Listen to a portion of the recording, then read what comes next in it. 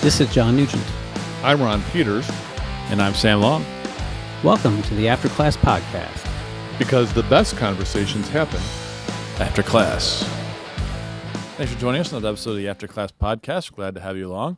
This episode is going to be me and John because Ron's in Hawaii still, and so we're going to have to get by with it. Just kidding. I'm here. When this airs, you will be in Hawaii. I will still be in Hawaii.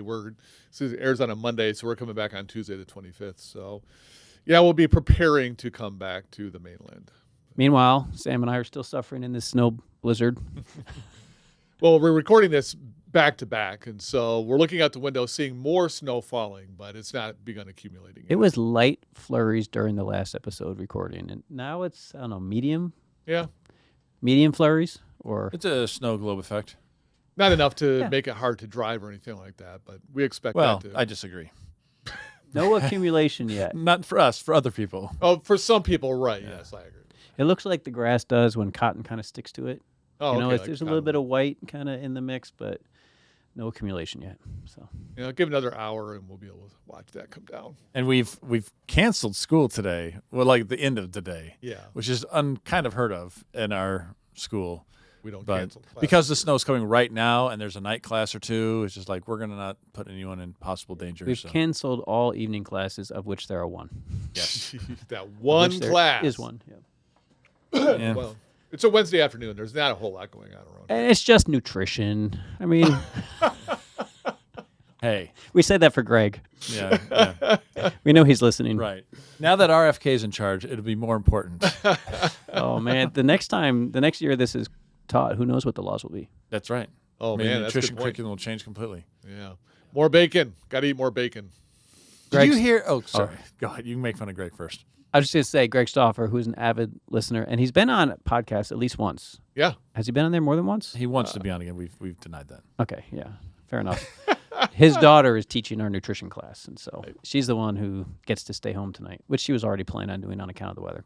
Yeah, nice. Yeah, what I was going to say, really important, is that apparently, speaking of things changing, supposedly that aluminum foil is now becoming bad for you because it's leaching things into your food. And I was like, whatever, I'm still going to use it. It's like not nuking it. You can't put anything in the microwave in a plastic bowl because it's going to leach into your food. I put styrofoam in the microwave. I don't care. I put forks in there, but I have to replace my microwave every other week. So. Well, I don't put metal in there. Anyway. At the cafeteria table today, Judy Beavers was insisting that I eat metal because it's good for me. Zinc. That's right. different. It's like, how are you going to eat metal? This metal bad, this metal good. Right. I don't Wads know. of This aluminum year. foil. Chew on it. All right. Anyway, more things change, more they stay the same. That's the truth. Get a little heavy metal in there. I mean, that's good for the diet. At the end of the day, this class cancellation is costing your family the most, Sam. Why? Because your son Elijah was going to proctor the exam Oh, no. for Christine Stauffer, and he was going to make money tonight so she could Oh, stay home he and not is have to so drive through all this ticked stuff. right now, I And bet. So, so the overall net worth of your family will be less because of this. Yeah. Well, that's fine. That and inflation. It's all it's working against me. It's all pecking away. So you're not going to be able to buy a dozen eggs this week because of the. I wouldn't think so. Yeah. In general. Okay. Well, that was enough banter. We really didn't have news, so we tried to stretch last episode's news for it. And we know you don't want to just jump into it. You just like to be eased into the conversation. Some people like jumping in. Some people hate the banter. I'm one of them. It's probably 50-50. I like the banter. I think it's fun. Yeah. I definitely have listeners that I talk to that are like, get to it, and others that are saying, I really like that you talk about what's going It's so on. personal. I don't know why we both defaulted to a feminine voice. It could be that the people who Because told us this are all that's females. Exactly. Yes. Agreed. The guys are like, just get to it. Yeah. well. Nothing stereotypical going on here. Not at all. All right, so we're continuing our series through Priestly Presence, a church for the world's sake. Each episode, we've really been focusing on the priestly backstory and less on the application because, our expertise as a group is in biblical studies, and we get all excited about that part of Indeed. it. And we don't really care much about life application. That's exactly right. No, that's not true. We're leaving that for you and your time alone with the book. Or as a group study, as it were. Yeah, which I'm doing right now. I'm actually doing a group study on this book, a book club, I call it. Okay. Yeah, and I don't sometimes churches get together and study books. I really don't like calling them Bible studies. It is weird to call the Bible study when you're talking about a not Bible book. Right. Even if the book mostly is talking about the Bible. Yeah, It's a book club. Okay. So we're talking this time about the aspect of priestly calling that people most often associate with the priests, and that is their connection to the sacrificial system. And I love the backstory to this aspect of the priesthood. Each aspect of their function has this backstory, often in the book of Genesis, but sometimes in Exodus or Numbers, that kind of tells you how they fell into this role or how this became part of their identity. And this part of their identity is most surprising, right? Because, as those who are in charge of the sacrificial system, the Israelites were entrusted. We've already talked about in the last episode, like, life is sacred to God and life is in the blood, and God takes blood really serious. We've hit this in so many different podcast episodes. And it's just foundational to the Bible story, right? But the Levites, you would think, of all of the sons of Jacob, would be least trustworthy with lifeblood. Because the one story we know about the man Levi's life is that him and his brother Simeon slaughtered a bunch of Shechemites because one Shechemite male, who happened to be the prince, raped their sister, right? And then, they're obviously upset about this, and they want retaliation. But their means of retaliation of killing every single man in the city was deemed by Jacob to be overkill. Overkill. Right. Well played. Thank you. And so he curses them. Well, first of all, he tells them he's really ticked about it, right? But then on his deathbed, he curses them and saying, because you're these guys who excessively shed blood, you will be scattered among the Israelites.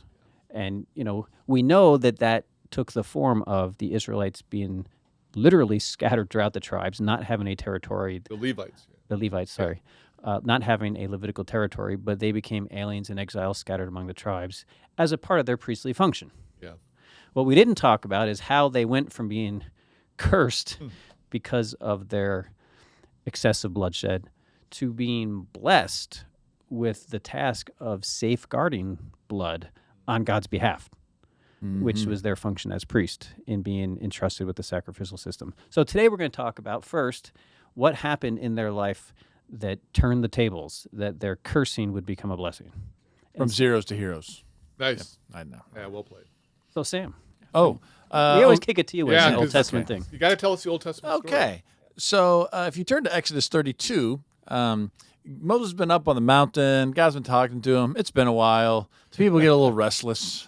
This is after the exodus from Egypt? Yes, it is, indeed. They're on Mount Sinai. Well, Moses is on Mount Sinai. They're at the foot of Mount Sinai. And they received a covenant. They're all like, we're all on board. They've had blood thrown on them. Right? They're all in. Right? And then they get impatient and they decide that they want a physical representation of God in front of them because, I don't know, maybe makes them feel better. And they create this golden calf. And one of the best lines in the entire Bible is Aaron in his defense is like, they brought me this gold. I threw it in the oven, and I don't know, this calf came out. I'm not sure how that happened. That's really weird. And so, yeah. And so it seems like it's all the people on some level are participating in this idolatry and this revelry. And so Moses comes down, and he's pretty ticked, as God was also pretty ticked. And he's like, well, there needs to be some sort of retribution. And so he kind of... Well, God has a plan. Which plan? To kill them all? Kill them all and start all over with Moses. Right. And Moses backs them off that. Yeah. And so Moses, though, is like, well, we can't let this stand. He goes, all right, who else doesn't think this is great? Right? Basically says, who's on the Lord's side and who's on the, the idolatry side? And who stepped up but the Levites? They surrounded yeah, we don't like this either. Even if our idiot Aaron uncle did this. Uncle Aaron. Uncle Aaron. Or maybe cousin Aaron, did this. And so they all grab swords and they go and start killing their fellow countrymen, right? These people from the other tribes. because of this, sinful apostasy, turning their back on God. And you wanted to read the actual quote because it is quite good of what they actually say. Yeah. Yeah. The result of this is that God's like, okay, I'm not going to wipe out all of them. Yeah. Yeah. So like they sided with God and they were willing to kill their countrymen, their relatives, to vindicate God's honor. Right. Right. And so because they're willing to do this, Moses says to them, and this is in Exodus 32, verse 29, "Today you have ordained yourselves for the service of the Lord, each one at the cost of a son or a brother, and so have brought a blessing on yourselves this day." Which is so cool. I mean, it's so poetic, right? Like to honor, the integrity of their daughter Dinah, the historical man Levi was willing Dinah. to shed a bunch of blood. Right. Like, Yep. so it's, I am shedding the blood of strangers to honor the blood of my relative. Right, exactly. And here his descendants are shedding the blood of relatives to vindicate the honor of God. And so that's just a huge reversal. Like their weakness, the weakness of the historical man is kin over God's purposes for Israel. Right, over a blessing. Yeah. Right. And then, but his descendants, it seemed like they learned a lesson from that. Yeah, because they prioritized the covenant with God over their fellow countrymen, whereas Levi, the person, used the covenant, the sign of the covenant, circumcision, That's right, yeah. to enact evil or to enact murder. And so it definitely has reversed, right? There's something has been turned, and they I don't know if they learned their lesson or what, but it has definitely changed in the right direction. They figured it out. Yeah. And it's interesting, like in both instances, they were shedding blood. Yes. Right. And the first shedding of blood was not authorized by God. Correct. In fact, it was vengeance. He says, vengeance belongs to me. Right. No, vengeance belongs to us. And they missed, like you said, they missed an opportunity to live out the promise that was given to Abraham. Be a blessing to other Yes, to nations. be a blessing. Yeah. So the first nation they come into contact, they slaughter. Not great. So it's ironic or poetic or something like that, in an act of bloodshed, they vindicate themselves and they show ultimate respect really for God's ultimate claim on life, right? They're willing, for God's honor, they're willing to shed blood and not do it because of personal reasons or family reasons. Right. So this is, Moses says, and he says this specifically, he says, at the cost of a son or brother, you have ordained yourself to service to the Lord. And that service is the priesthood. Like they become the ones who are the steward of the priesthood, and the priesthood's role as those who ritually slaughter animals on behalf of the rest of the tribes of Israel. So as you get into the sacrificial system, no other Israelites are allowed to shed blood. They're not allowed to offer sacrifices, and they're not even allowed to, under limited circumstances, the priests are the ones who are even supposed to slaughter an animal, at least at first in Torah, if they want to have a barbecue. Right. They become the blood custodians. Later on, God says, all right, well, you can do it back in your home. You don't have to go to Jerusalem. We don't want to have only people close to Jerusalem can have barbecues. And so he makes allowances in Deuteronomy. But the point is, by this act of radical devotion to God at the expense of family ties, they make themselves priests. Mm-hmm. And, I was thinking about the different things that go into this and how they were not, we often forget they were not priests yet, right? They were not that yet. Because we read the story, unfortunately, kind of backwards, right? Where, they've received the instructions for the tabernacle, this and that, and we assume it's the Levites. Well, it's not yet, according to the way the text works itself out, right? And so, God has said, I'm going to be in your presence, and people are going to do these things, but they don't know who, what, why, how, any of that. And now it's like, yep, Levites, you're going to be the ones for me. And Aaron was just a leader with Moses until this point. He doesn't become the high priest, seemingly, until like now. where that's what they're the priestly tribe. And so this is a huge turn in the narrative in the life of Israel and in their future as well. That yes, it's a great word, custodian. We don't use it. We use it differently in our but like they're the ones the caretakers, right? They're making sure that everything is done properly and appropriately in line with what God wants. To avoid, I mean, the reality, they're also protectors, because if it's done the wrong way, there are serious consequences, right? And we see that also in Leviticus 10, where actual priests do it the wrong way and they die. And so they're making sure that they can facilitating this relationship between God and humanity, and through the blood manipulation. Yeah. I feel like we have to talk about the elephant that's not been in the room.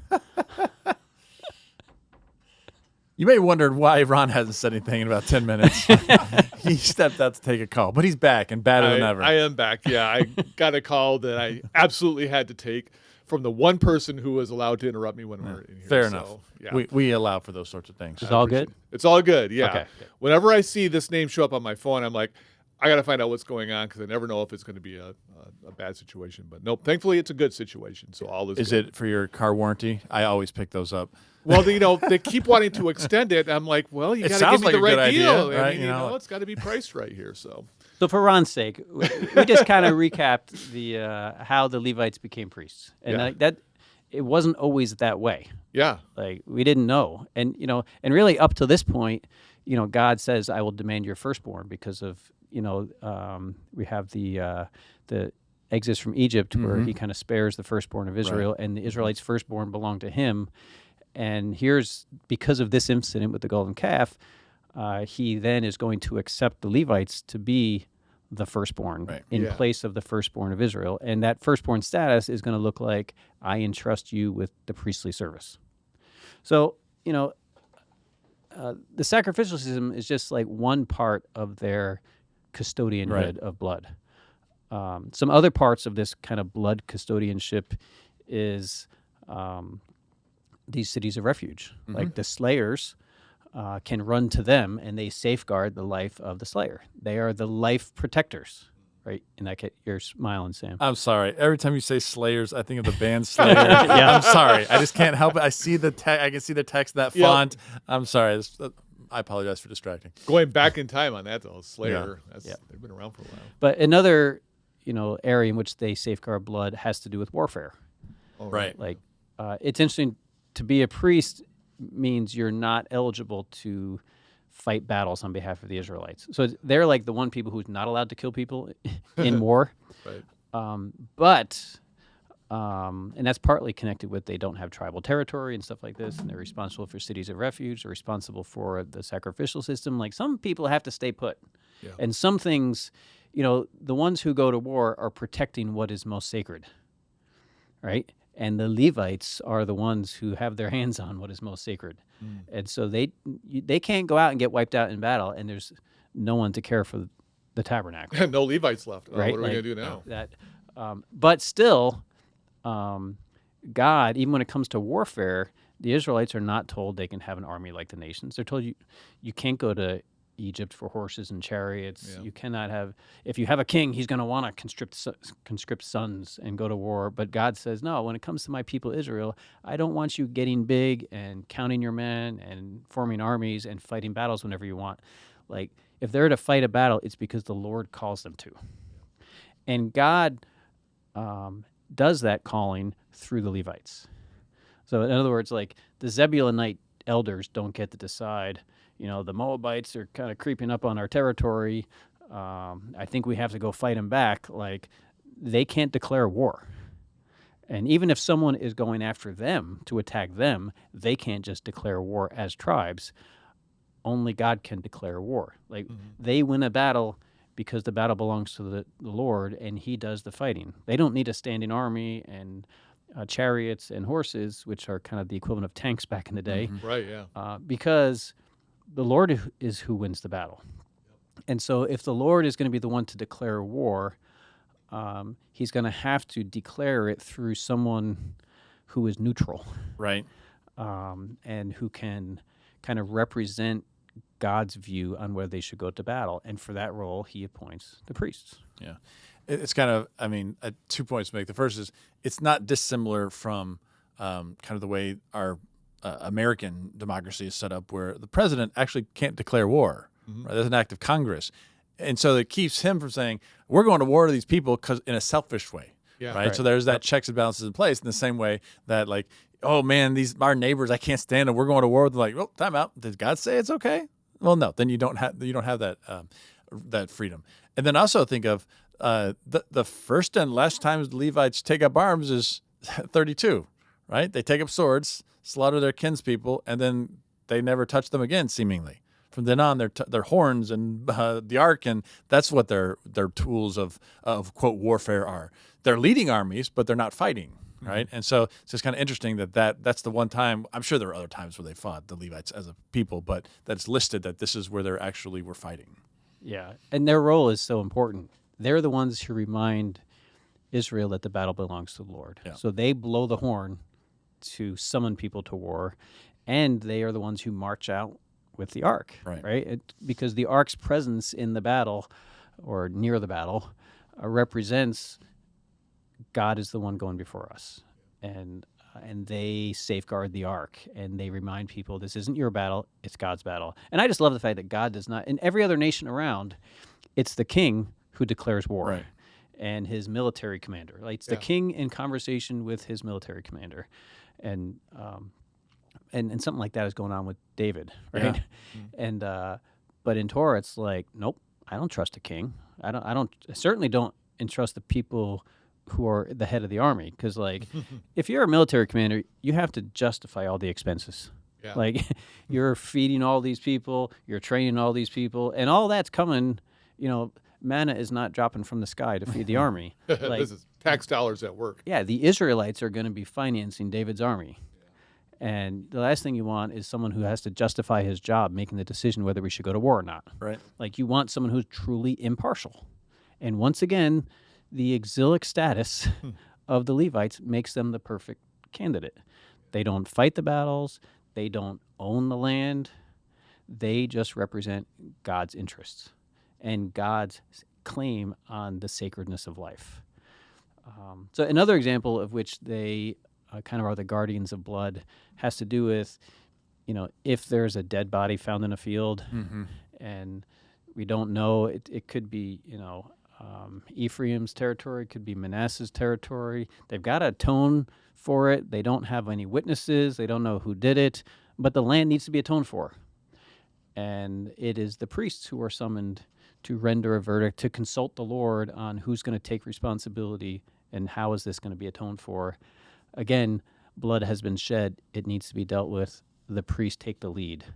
And it's funny, like, sometimes when it comes to cities of refuge, it must be like that the tribes drag their feet. And some people are just stuck. Like, they don't do a timely trial, and people are just slayers or accused slayers, or what do you want to call them? That's fine. Slayers. Okay. I'm just saying, it's a good. It doesn't matter. Refugees of murder. Accused. So if someone is just left there, they can't just stay there forever. Right. And it's the death of a high priest that they're set free. Oh, right. So if the tribe can't get their act together and find guilt and then finish it, the death of the high priest kind of ends it. And it's whatever he did is atoned for. He obviously didn't prove he's guilty, so he's a free man. What was that legal term? Amnesty? No, the time when there's a certain amount of time you have to do it by, and then after that it's statute of limitations. Statute of limitations. There you go. Exactly. Nailed it. Got it. So anyway, there are multiple ways that God has entrusted the Levites as the guardians of blood and the safe havens of blood. What in the world does that have to do with Christians? Help us out here, Great Sam. question. Oh, Sam. No, you're the New Testament guy. Ron didn't read the chapter. Well, no, he was looking directly at you. So I'm like, he's directed that question at you, Sam. Yes, I think it has. If you want, I'll take it. Let's hear about I this. believe in you, Ron. Well, I have. I've been out of the room for a while. Yeah, I'm going to take a call for a bit. So when your phone rings, you can run out as well. But I think that as Christians, it begins to help us understand what our attitude towards life and death should be. That God puts a tremendous value on life. There's a sacredness to it, and all life. Human life, I think, is particularly special, but it doesn't mean animal life isn't special. Like, we still maintain this view of life that there is something sacred to it. And, it doesn't matter if we're like, eating meat or thinking about how we enact justice or even vengeance or whatever. It's like we have to take a step back and go, life is sacred. And if I'm going to embrace God's view of life, then that's got to permeate all of these different views. I like to tell people, I have a lot of friends who are hunters. And it's like, when you kill an animal, you only get to kill that animal and eat it because God gave you permission. Okay, we don't get to just do that. There's still an act of worship, and I think that needs to be a part of that, to say, God, thank you. Thank you that we're eating this animal. Or John, I think you mentioned it before we started recording about like praying before we eat, just acknowledging it's like we're eating meat because God gave us permission. But viewing life in general, human life, do we value life to the degree that we see a sacredness there? And it goes beyond just even killing, but in all these other areas of life, are we willing to embrace it because it's the universal statement of the Bible? Like in the New Testament, again, we talked about this before we hit record, in Acts chapter 15, do not eat a strangled animal or have anything to do with blood. Like the 4 things you tell the Gentiles, avoid idolatry, sexual morality, the meat of strangled animals, and blood. And like that, those last 2 are very specific about respecting life. And so New Testament, the leaders of the church said, there's something here that even Gentiles still have to acknowledge. We can debate, circumcision and all that, but life, this is sacred to God. And we see that reflected in places like Acts chapter 15. Yeah. I think as it pertains to Christians, this has been a huge hot-button politicized, probably a better way of putting it, topic of life for many years now. And every 4 years it comes up with, is this president pro-life or anti-life, or not anti-life but pro-abortion? And like it goes on and on between.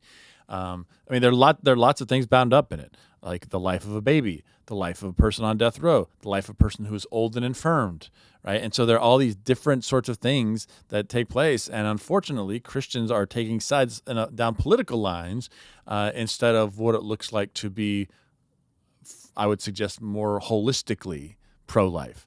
I think churches and Christians are starting to move in that direction, realizing I can't say this life is of value and then suggest we take this other life, right? I think they're starting to see the kind of the disjunct there, and so the challenge is what is a consistent, like holistic whole life policy Whole life policy. Yeah. A whole life policy look like?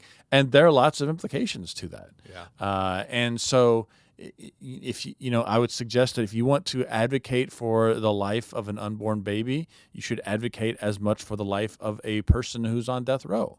As much you should advocate for the life of someone who's, tired of life, but not technically, their body's not, right? And so there's way more implications than Christians give it credit for. And we focus on one, and we're missing out on a bigger picture. Yeah, and there are pretty huge Christological reasons for this. Like one of the discontinuities between the Old Testament and the New is not, as you just pointed out, that they had a high view of the sacredness of blood and life, and we don't. Like we just see that in the Jerusalem Council and throughout. Keeping the life of the woman caught in adultery, right? Or Samaritan woman, and on it goes. And Saul being accepted as a killer. Like there's this radical affirmation of life that even under Torah or in Roman society would have been, death dealing consequences. Mm-hmm. And Christians are forgiving and welcoming people into their new community. But I mean, the key when we're talking about the Levites, it would seem that there's most discontinuity between their function when it comes to sacrificial system and us, because we don't do the sacrificial system anymore, because Jesus is the ultimate sacrifice. That's right. And he fulfills the sacrificial system in such a way that we don't offer sacrifices anymore, which is totally true. But we often limit that to religious sacrifices. Mm-hmm. A few episodes ago, we talked about so much more is going on in priestly sacrificial system. There is vertical dimensions, like our relationship with God is repaired through priestly sacrifices, but also there are these fellowship offerings and these generosity offerings. And it's like the sacrifices had a vertical and horizontal dimension. Well, Christ's sacrifice, either it ended all sacrifices or it didn't, right? And in the Old Testament, we learned that every taking of life is a sacrificial act. It's a sacrificial act when they kill an animal to atone for their sin. It's a sacrificial act when they kill an animal as a barbecue to celebrate a gift from God. It's a sacrificial act when and they are hunting a wild animal and they want to eat it, right? And they shed the blood first, which is a sacrificial priestly act of service, because every animal has the sacred gift of life in it, and every time you kill an animal, you're taking their life, and so every sacrifice of an animal is sacrificial in nature, right? And it's sacred, and that needs to be honored. But also, every taking of a human life is sacred. So the life for life, that if someone kills, this you get after the flood, and any person who kills, that person's life must be taken, is talked about in the context of animal sacrifice and sacrificing animals, because the Israelites really believed that when you take the life of a human who has killed, it's not a issue of vengeance. It's an issue of the cosmic order has been violated, and a sacrifice must be made to atone for it. Take the life of the killer, and God will accept their sacrifice to restore his rightful claim over life in the eyes of the community. It's a sacrificial act. It's why if someone is found dead in a field and they don't know, whose land it belongs to, well, bring it to a priest, because this is their death is sacred. Blood is spilled. Death has happened. Atonement must be made for the death. You bring in a priest. And you don't call a coroner, you call a priest. Yeah. And when Israelites went out to war, a priest had to consecrate the battle as belonging to God. And Saul really got in trouble for this, right? His big, Saul's first major offense against God is, the Philistines were attacking, and the Israelites feel threatened, and all the people were telling Saul, Saul, let's go. They're building momentum. If we don't get the jump on them, they're going to rout us. And Saul knew, because of Torah, that he can't just declare a war. A priest has to, right? And so he's got to wait for Samuel to get there. Samuel, for some reason, is taking his sweet time, which doesn't do Saul any favors. No. And Saul just feels the pressure of the people, and he just sacrifices an animal, dedicates the battle to the Lord, and let's go, right? And then when Samuel finally shows up, and the battle's already been fought, and Saul's twiddling his thumbs, and Samuel's like, "What are you doing?" Right? You weren't supposed to do this. This is God's battle. We're the ones who safeguard it. So for the Israelites, every battle, right, is a battle that belongs to the Lord, because you're taking the life of people in war. And so even the conquest, Sam, they frame the battles as ritual sacrifice. Mm-hmm. You don't just beat the enemy and take all their spoils. In Torah, it's a whole burnt offering. You burn up the spoils. All the people, men, women, and children, get destroyed in the conquest battles. It's a sacrifice. Right, completely offered to God. Right? There's nothing selfish. There's nothing, you don't take anything from it. It's because all belongs to God. Yeah. So when a war is fought, it's a sacrifice. And that's how it's framed in Torah. When a person is a killer and they get brought to capital punishment, that too is a sacrifice. And when an animal is killed, that's a sacrifice. So going back to the New Testament, when Jesus dies, right, and he is the fulfillment of the sacrificial system, that he died once and for all. We were all sinned and fall short of the glory of God, but thanks be God through Jesus Christ. His death, his blood covers us, all of us. So there's no ongoing sacrifices to atone for human sin.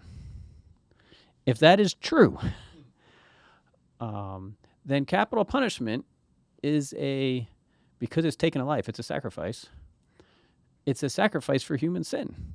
Someone sinned, they must be killed. In God's eye, in a biblical worldview, that is a ritual act, if you have a biblical worldview. And if Christ's death covers all ritual slayings, all sacrificial slayings for sins, then Christians probably have a hard time with, but this person needs to be sacrificed still. What does that mean? What does the sacrifice of Christ mean for that? Right. I mean, it's adding an extra sacrifice that's not required, right? It's already been done. Like, it's been taken care of. It's been atoned for. And so taking another life, it's like it's starting something new, not ending something, to be quite honest. I mean, because that's already been taken care of, right? That's been wrapped up. And so now you're taking another life, which is not what you think is atoning for one, but it's not. It's taking a life. And so we have a reversal of understanding. Like, we're in our thirst for justice and, to be honest, vengeance, we push for the death of these people and ignore the fact that God said, vengeance is mine and I'll take care of it. And he took care of it through Jesus, but we're wanting more. And as though that what God has put in place is not good enough and not satisfactory enough. So when a Christian makes an argument for the death penalty, there are certain people whose crime is so severe that the only way to satisfy justice is their death. Would you say that they're falling back in that same error that the author of Hebrews says? You're crucifying Jesus all over again. Is that what you're saying? Exactly. Yeah. Yeah. And that's why Christians, we would just have to view it differently. Like, we all have sinned and fall short. We've all committed capital offenses in relationship to God. Mm-hmm. And Christ wipes our slate clean. And he wiped clean the slate of Saul, who's a killer. Mm-hmm. That's a capital offense in both, in every sense of the old covenant standards, the life for life. He's guilty of that. And worse, he's doing that to Christians who are spreading the gospel. Yeah. There is a re-crucifixion. There's either a emptying killing people from its sacrificial significance, right? Just treating deaths as a purely secular justice, law, state affair, which is to really say there's certain people's lives who belong to humans and not to God. Mm-hmm. There's certain people's lives who are not sacred but secular, and so that the secular, authorities can do whatever they want with them, right? And I understand why the secular authorities can think that way. They don't believe Jesus is a sacrifice to end all sacrifices. They believe that they were given the sword not to promote good and to keep evil in check. They believe, and they hijack that passage to justify they get to kill whoever they want, right? And and so it's interesting, like the sword in Rome, like people who want to make a biblical case for killing people because their sin is so bad, they either go to the old covenant sacrificial system, of which Hebrews makes the definitive case Jesus brought an end to, or they reach before the old covenant, right, to Noah and say, well, we can forget all that Torah stuff. This is pre-Torah, which is a naive view of Genesis through Exodus 19, like as if this was not paving the way for Torah. Right. But nonetheless, it's still framed as a sacrificial act, even in the Genesis account. It's sacrificial language that's used. It's connected to animal sacrifice. And so it's paving the way for Torah. But Jesus' death is not just death that covers all the sins committed within the Old Covenant.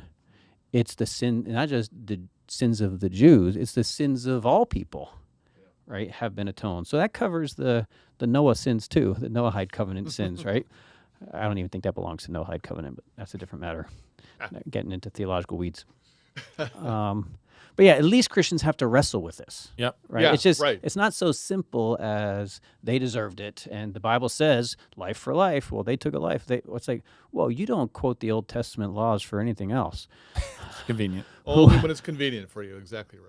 So Christians have to wrestle with this, and there are debates to be had and go deeper into these kinds of questions. But we have to think about the horizontal significance of the death of Jesus. Yeah. Well, I think that describing the situation there that you're talking about, John, that I think a lot of Christians want to take the statements of the Bible and reduce it to something that can fit on a bumper sticker or a Twitter feed or something, or X. Make sure I'm using the right term there. And that's where it comes down to. It's like, yep, there's a sentence there, and this is what I'm going to build my interpretation on. And what we're calling on people to do here is to think about it in a more robust way, to think deeply, to think broadly, and to look at what the full witness of Scripture has to say on this. And it is a big topic, and it's something we should wrestle with. I mean, we're talking about questions of life. These are some of the biggest issues that we can discuss, and we don't want to reduce it to something that fits on a bumper sticker. We want to look at the full scope of Scripture. And so some of the listeners might be going, man, it just seems like you guys are turning this into something really big. Well, yeah, because I think it's worth having that conversation about. Yeah. So part of our goal in kind of our priestly calling is to recognize that all life is sacred. All life belongs to God. And as Christians, we do that in light of God so loved the world, right? That he gave his only son, who died not just for us and not just for good people, but for really bad people and sinners and murderers like Saul. And we so honor his sacrifice that we dare not take life into our own hands. That doesn't make us the law writers, right, for America or any other country in the world. But as Christians, we just want to uphold the sacrifice of Jesus. Because of Jesus, we honor and elevate every life. Because of Jesus, we have a stance and a practice when it comes to life. And if a really serious sinner or killer comes to us repenting, we're going to take that seriously, as Christ wants to give new life to that person and doesn't want to bring it into their life story. Yeah, I mean, the reality is also Jesus came to give full life in lots of places. So we focus on abortion or death penalty, but there's everything in between. And I like how your chapter goes beyond just those two biggies and talks about what does it look like to give dignity to a person by treating them a certain way as God's child, by offering forgiveness, by doing all these sorts of things where that's bringing them full life. And the idea of that Jesus takes seriously, words and thoughts are murder, so might want to take those into consideration as well. And so I think that's part of it, is what does it look like to really be life-giving all around, not just to a baby, not just to a person on death row, but all around. What does life-giving as a calling look like? And I wish as Christians we would take that more seriously and ask those questions and brainstorm and think about, where am I delinquent and not living up to a certain standard. I think celebrating the people who are life givers, and I'm not just talking about doctors and nurses, although certainly that's part of it, but looking for various places in life, people who are really committed to promoting the questions of life. This is just an area that kind of hits home for me because I'm very passionate about it, but, farmers are life givers. Their job is to promote life or giving life. Is there a way that appreciating the value that God gives to life can that extend to wow, life is a big deal to you? For me, I do celebrate life. I'm always trying to celebrate the living things that my hand touches and not to exploit them, but to say, how can I promote life? Life just permeates everything that I do, whether it's plant life, animal life, or human life. And so kind of going back to what you were saying there, Sam, to look at everything in this world, and it's how does this radically fully pro-life view influence every part of my life? Yeah, and if you're a farmer who's dealing with cattle, with living beings, and part of your job is to take the life, I mean, that's a very priestly act. Yeah. And that as Christians, recognizing, from a biblical standpoint, all life is sacred, including animal life. How you treat the life of animals is a reflection of whether you believe their life belongs to you or the Lord. Yeah. And so it makes a strong case for, humane treatment of animals, a different kind of raising animals to be consumed. Yeah. And a different kind of hunting if you're going to hunt, right? To you, it can't just be sport. Yeah. Right. If killing animals is just sport, like in a video game, and just in real life, then there are dots you're not connecting. Yeah. that Scripture makes a really big deal about. So how we hunt, how we farm, would it impact how we eat? For some people, they make the case that if all life is sacred and belongs to the Lord, we shouldn't eat animals. I don't think so, because God has given us meat for food after the flood, but I think it may impact thoughts about gluttony or about wastefulness. I mean, we should be careful not to just like throw food away that has given us life for us. I mean, I'm not saying you have to, I mean, but like, be careful. Think about that. Like, what does that look like about how we, as Americans, we waste so much food? Is that a problem? I think probably. Yeah, I think there's an intentionality to it that should become stronger for us. It's so difficult because most people just don't live an agrarian life. And I'm not calling everybody to live an agrarian life, to start moving out of the cities and start raising your own food. I like doing that. I'm happy to do that, and I'm happy to share with people. And I'd like to do more. I pray about it. It's like, I would like to go from just raising plants to raising animals. But not everybody's going to do that. You're still going to go to the store to buy meat or whatever. But, when you pray before you eat, maybe think a little bit more of what you're saying thanks for. It's not just, thank you, God, that we have food. Thank you, God, that an animal died so that we could have this food. That seems to be what God is saying in the Noah story, that I'm giving you permission. Okay, I'm saying it's okay, but don't forget the only reason you get to do this is because I said it's okay. And so when you're giving thanks for your food, say, you know what, we have meat here. God, thank you that you gave us permission, and we don't want to forget the role that you played in this. Yeah, when God says, drain the life of the animal before you eat any food, he's given them a ritual to remind them of the sacredness of life. That it's easy to take for granted when the meat just shows up on the shelf. And, if Christians are not involved because we have these middlemen, right? Other people raise the animals, other people kill the animals, other people prepare them for our consumption and then wrap them in plastic and put them on a shelf. We're so separated from the animal that we don't come close to that ritual. Yeah. Right? And this is where prayer can be a really powerful place to remind yourself of the sacredness of the life that makes your nourishment possible. I have friends who are vegetarians for these reasons, because of the sacredness of life, and they look at the kingdom and in their view of the kingdom, there's going to be no death in the kingdom, and so there's not going to be any animal death, and so we won't be eating animals in the kingdom, so they don't want to eat animals now.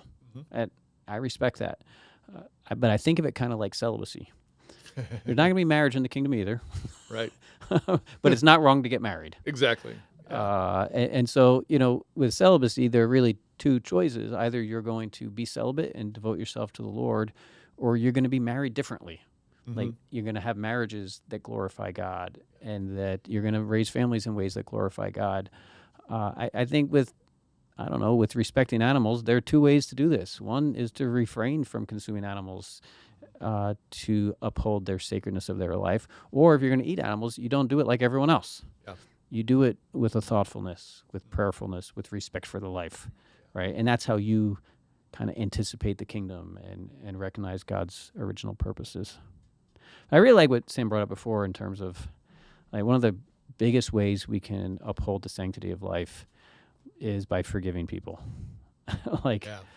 Holding people hostage to our hatred or to our shunning or our canceling, despising their existence such that you don't want to be around them or you don't want your family to be around them. It's the way we kill people today. We say bad things about them, or we think bad things, or we try to non-exist them from our life. And Jesus, a true pro-life stance is not just going to be dealing with matters of life and death, but honoring life while it's still viable and honoring life where it comes into contact with yours. And so loving enemies, praying for those who persecute you, loving members of the church family and make room for them in your life, even though they might make you feel uncomfortable or maybe have done something to wrong you. A consistently pro-life stance is going to take that seriously. Yeah, without a doubt. So, we open up more conversations that we can do justice to. But it's true. All right, well, we are out of time, so thanks for joining us in this episode of the After Class podcast. After Class because the best conversations happen after class.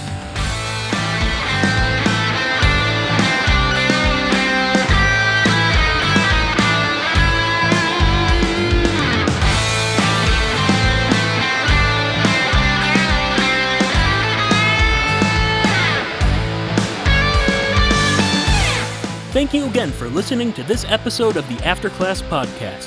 ACP is hosted by Sam Long, John Nugent, and Ron Peters. Audio editing and mixing is done by Drew Nyquist. Episode images and descriptions are provided by Darren Harris.